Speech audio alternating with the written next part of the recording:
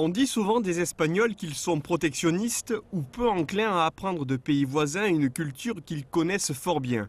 C'est pourtant l'exploit réalisé par le Nîmois Patrick Siméon qui a présenté pendant 3 semaines son exposition Toreador au cœur de l'arène la plus importante de la planète taurine, la Plaza de Toros de las Ventas à Madrid. C'est même pas un rêve, c'est irréel et je suis toujours sur un petit nuage et j'espère y rester le plus longtemps possible. On a essayé de présenter toutes les techniques possibles, puis dans le choix artistique avec des œuvres très compliquées, puis des œuvres avec une lecture beaucoup plus facile pour le grand public.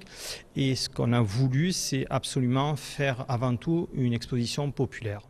Présenté dans les salons Bienvenida et Antoniette, Toreador propose un itinéraire original à travers des supports variés que le torero nîmois Marc Serrano, qui vit dans la capitale espagnole, a fait découvrir à une délégation venue rencontrer les professionnels du tourisme gardois. Déjà, c'était basé dans la diversité, puisque comme on l'a pu le voir, il y avait plus de 250 œuvres et d'artistes bien différents, avec une vision chacun, avec certains même qui n'étaient pas du tout aficionados, qui n'avaient quasiment pas vu de corrida. Donc je crois que c'était un peu aussi l'intérêt de cette exposition, c'est que justement il y avait le regard du passionné, le regard de l'occasionnel passionné, on va dire ça comme ça, et le regard du néophyte. Donc c'est vrai que ça pouvait toucher plusieurs couches d'afition.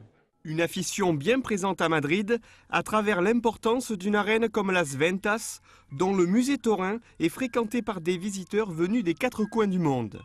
Une démarche qui confirme la dimension culturelle de la tauromachie. Ça a beaucoup plu qu'une exposition produite en France qui a déjà visité les 2 grandes villes taurantes comme Nîmes et Arles soit à Las Ventas. Après avoir séduit les fidèles des arènes de Las Ventas, l'exposition française dédiée à la tauromachie pourrait confirmer sa tendance globe-trotter.